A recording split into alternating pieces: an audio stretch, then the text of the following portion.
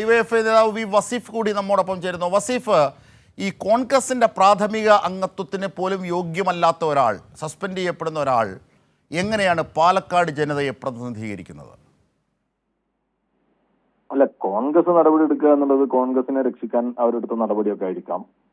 കോൺഗ്രസിൽ നടപടി എടുത്തോ ഇല്ലയോ എന്നുള്ളതല്ല പാലക്കാട്ടെ ജനതയും ഞങ്ങളും നാടും ഒന്നും നോക്കി കാണുന്നത്.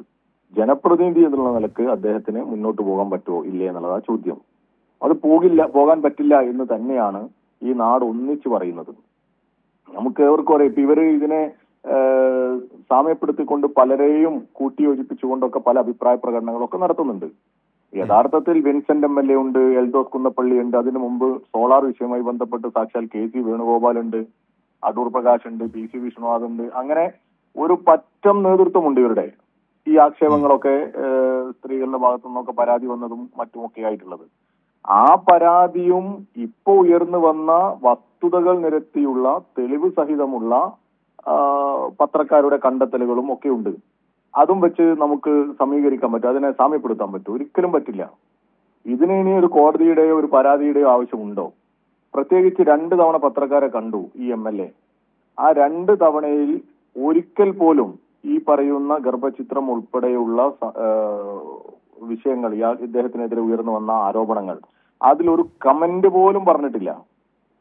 അതിനർത്ഥം ഇവർക്കൊക്കെ ബോധ്യപ്പെട്ടു എന്നുള്ളതല്ലേ? ആ ബോധ്യപ്പെട്ടതിന്റെ അടിസ്ഥാനത്തിൽ തന്നെയല്ലേ ഇപ്പൊ ഇവര് കോൺഗ്രസിൽ നിന്ന് സസ്പെൻഡ് ചെയ്തത്? അങ്ങനെയുള്ള ഒരാളെ എങ്ങനെയാണ് MLA ആയിട്ട് മുന്നോട്ട് കൊണ്ടുപോകാൻ പറ്റുക?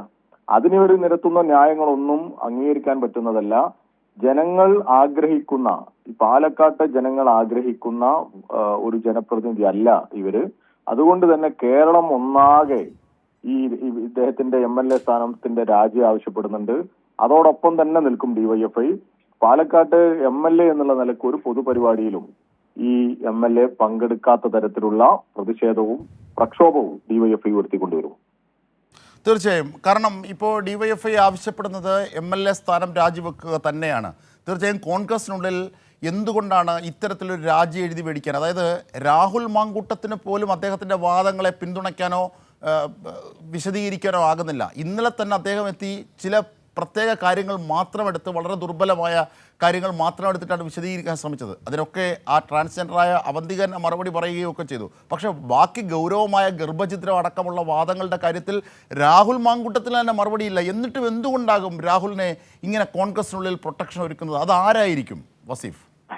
എന്ത് ചോദിക്കാനാ? കോൺഗ്രസിനകത്തൊരു വലിയ ഗൂഢസംഘമുണ്ട് എന്ന് നമുക്കൊക്കെ അറിയാലോ.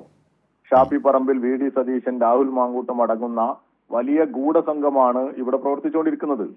അവരെ സംബന്ധിച്ചിടത്തോളം ഒരു നൈതികതയുമില്ല, ഒരു ധാർമ്മികതയുമില്ല. അവരെ സംബന്ധിച്ചിടത്തോളം അധികാരവും സമ്പത്തും എങ്ങനെയെങ്കിലും കൈക്കലാക്കുക എന്നുള്ളതാണ്. അതിനുവേണ്ടി വലിയ രീതിയിലുള്ള ഒരു ഇടപെടൽ നടത്തിക്കൊണ്ടിരിക്കുന്ന ഒരു ടീമാണ് ഇവർ. ഇവർ കഴിഞ്ഞ കാലങ്ങളിൽ നടത്തിയ ഓരോരോ സംഭവങ്ങൾ എടുത്ത് പരിശോധിച്ചോ, പാലക്കാട് തെരഞ്ഞെടുപ്പ് ഉൾപ്പെടെ, യൂത്ത് കോൺഗ്രസിന്റെ തെരഞ്ഞെടുപ്പ് ഉൾപ്പെടെ, അതിനു മുമ്പ് നടന്ന KSUവിന്റെ തെരഞ്ഞെടുപ്പ് ഉൾപ്പെടെ, എല്ലാത്തിലും എങ്ങനെയൊക്കെ ഇടപെടാൻ പറ്റുമോ, എല്ലാം എങ്ങനെ കൃത്രിമമായിട്ട് തങ്ങൾക്ക് അനുകൂലമാക്കി മാറ്റാൻ പറ്റുമോ, അതിനെല്ലാം ശ്രമിക്കുന്ന ഒരു വിഭാഗമാണ് ഇവര്.